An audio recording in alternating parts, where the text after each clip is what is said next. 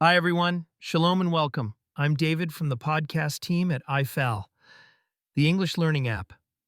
I'm really happy you're here with me today for a relaxed chat over some coffee and simple English. We have 5 interesting news stories, and I'll share a short summary for each, add a little Israeli perspective, and show you how you can connect them to your daily life. Let's dive in. 1. International Film Festival in the Arava. The first story is about the 14th Arava International Film Festival. This year, the festival will honor the director Sergei Loznitsa as its guest of honor. You might know him from some big movies. They will show wonderful films from around the world. For example, the Norwegian drama Sentimental Value, the Brazilian thriller The Secret Agent, and 2 Israeli titles, Nandori and Burning Man. On top of that, they will screen classics from Charlie Chaplin right through to Godard's Le Mépris. What I like about this news is that it reminds me of summer nights in Israel. Imagine you're sitting under the desert sky, soft breeze blowing, and a big screen in front of you.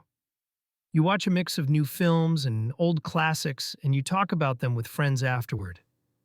It's a great chance to learn English movie terms, like director, drama, thriller, and even classic. If you plan a road trip to Eilat or the Arava, pack your favorite snacks, bring a jacket for the night air, and enjoy both the cinema and the quiet desert around you. 2.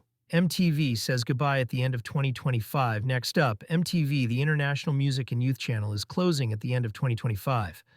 Eden Harrell, the Israeli host who started her career there in 1995 when she was just 18, said that MTV was the biggest gift of her life. She spent 5 intense years as a full-time host, then 2 more years on and off, traveling the world with the channel. She looks back with only good memories, even with all the craziness of live TV. When I read this, I felt a bit nostalgic. Back in the 90s, many of us watched MTV after school, standing in front of the TV waiting for our favorite music videos. Even if you weren't a big music fan, it felt cool and global. Now TV channels go away and new streaming apps arrive all the time. It's a reminder that media changes quickly and sometimes we lose a piece of our youth.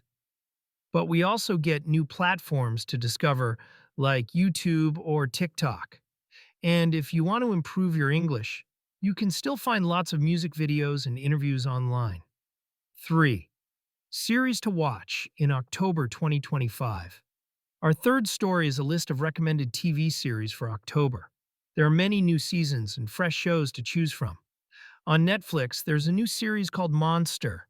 Fans of Grey's Anatomy will see a new season, and The Diplomat is back. If you like crime, you can watch the next episodes of 911, FBI, and NCIS. For a laugh, check out Not Another One. There is also Ghosts for a light comedy, Love is Blind for reality show fans, and a brand new Witcher tale in the Witcher universe. Even classic detective stories like Matlock are returning. Personally, I always have a hard time choosing what to watch. In Hebrew, we say, "Where do I find the time?" But here's a tip. Pick 1 or 2 shows in English, turn on English subtitles, and try to learn a few new words every episode. If you watch The Diplomat, you learn political terms. If you watch Ghosts, you learn funny casual language. When you hang out with friends, you can say, "Wow, that last scene was crazy," or "I learned a new word, misdemeanor," in the crime show. It's fun and very practical. 4. IMF forecasts growth. Citizens struggle with costs. The fourth story comes from the International Monetary Fund. The IMF updated its forecast for Israel's economy and now expects national output, or GDP, to grow by about 12.7% in 2025, reaching around $611 billion. This growth rate will bring Israel close to Sweden and ahead of Singapore and Norway. But there's a catch. The report warns that ordinary people's purchasing power is not improving. In other words, prices keep rising, and salaries do not match those costs. So many families feel the pinch. This is something we feel every day in our towns and cities. You go to buy a cup of coffee or fill your car with gas, and your wallet feels lighter. It's strange because on paper, our country is doing very well. And yet food, rent, and transport continue to get more expensive. From an English perspective, you can use vocabulary such as growth, forecast, purchasing power, and cost of living.